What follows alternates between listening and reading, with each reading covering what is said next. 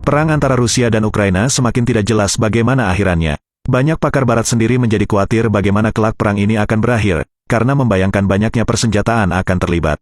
Beberapa kalangan pengamat juga mencela pihak barat dan Rusia yang sengaja atau tidak sengaja telah menjadikan medan perang Ukraina sebagai ajang uji coba persenjataan terbaru mereka yang sangat menghancurkan dan merugikan, serta menimbulkan korban mengerikan di kalangan rakyat jelata.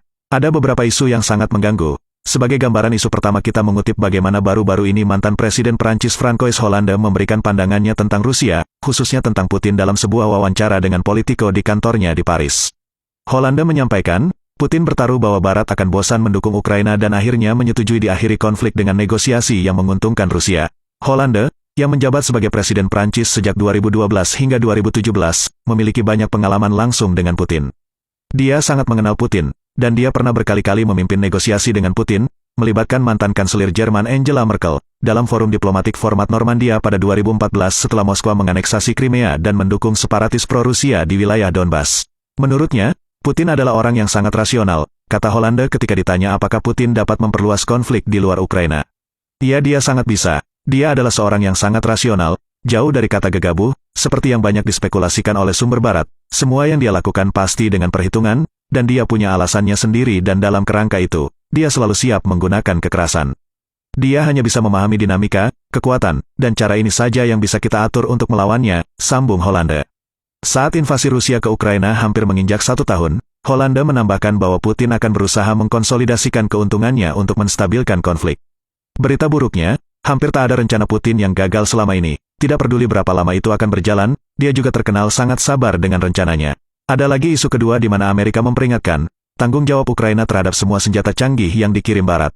Ini mengingatkan kita betapa besar kelak hutang yang harus dibayar oleh Ukraina kepada Barat, setelah perang berakhir. Walau entah kapan mengingat peringatan Hollande di atas, Putin bisa sangat sabar menunggu momen kemenangannya.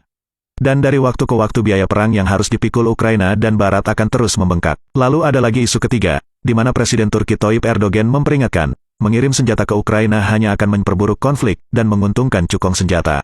Ironisnya cukong-cukong itu justru sebagian besar berasal dari para pemodal Rusia, walau tidak dapat dijelaskan bagaimana mereka bisa berada di negara-negara tertentu di Eropa dan Asia sebagai orang super kaya dan sedang mempermainkan perang, kata pengamat bisnis senjata, atau lebih jelasnya, bermain api demi keuntungan yang besar.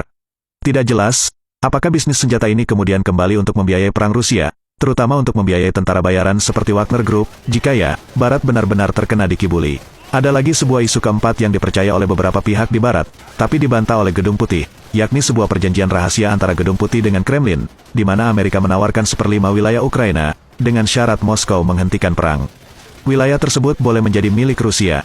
Gedung Putih sendiri telah membantahnya, namun tidak semua kalangan mempercayai bantahan para intelijen Amerika. Pada perkembangan selanjutnya terkait pengiriman tank canggih oleh Barat, Rusia berhasil menghancurkan tank Abrams dengan mudah menggunakan tank buatan terbaru mereka T-90M Pro-Rif, namun ternyata tidak berdaya jika harus berhadapan dengan tank Leopard 2 buatan Jerman.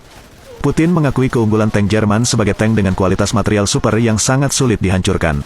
Dan pada perkembangan terakhir, setelah sempat memukul pasukan Rusia, kini medan perang kembali berbalik. Tentara Ukraina mulai terjepit dan terpojok di mana-mana oleh taktik tempur terbaru Rusia yang telah mengirimkan puluhan ribu tentara bayaran dari Wagner Group. Serangan terbaru Rusia ini tampaknya untuk mendahului keunggulan Ukraina, karena mereka sedang menunggu kiriman persenjataan berat dari NATO dan Barat. Belum cukup sampai di situ, Rusia terdeteksi telah menyiapkan lebih 1,5 juta pasukan lagi. Kali ini tentunya dengan perhitungan yang lebih matang, dan isunya adalah, mereka berencana melakukan serangan besar-besaran ke Ukraina bertepatan dengan peringatan setahun perang atau invasi Rusia. Mari kita berdoa dan berharap, semoga semua akan berakhir dengan baik-baik saja.